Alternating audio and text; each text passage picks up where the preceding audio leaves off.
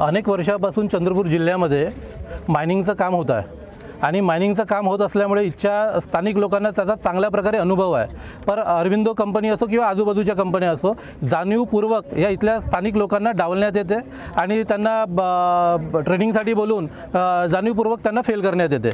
आणि त्यासाठीच म्हणून आज स्थानिक लोकांना घेऊन आम्ही अरविंदो कंपनी व्यवस्थापनाला निवेदन दिलं आहे की हे निवेदन आमचं शांततापूर्वक होतं। जर आमच्या इथच्या स्थानिक लोकांना जर इथं कामात प्राधान्य दिलं नाही तर मनसे स्टाईल आंदोलन इथं येणाऱ्या दिवसात आम्ही करू। आणि दुसरा मुद्दा होता आमचा शेतकऱ्यांच्या जमिनी हे लोक घेत आहे, अधिग्रहण करणं यांचं सुरू आहे, पण त्या जमिनीच्या मोबदल्यात एकदम तुटपुंजा किमतीमध्ये ह्या जमिनी हे ॲक्वायर करत आहे। तर त्याच्यासाठी सुद्धा आम्ही आज मनसेतर्फे ह्या अरविंदो व्यवस्थापनाला निवेदन दिलेलं आहे। यावर सुद्धा तुमच्या जर मागण्या पूर्ण झाल्या नाहीत तर नेमकं पुढली स्टेप काय असणार? पुढली स्टेप आम्ही कलेक्टर ऑफिसच्या समोर आम्ही इथं आंदोलन करू।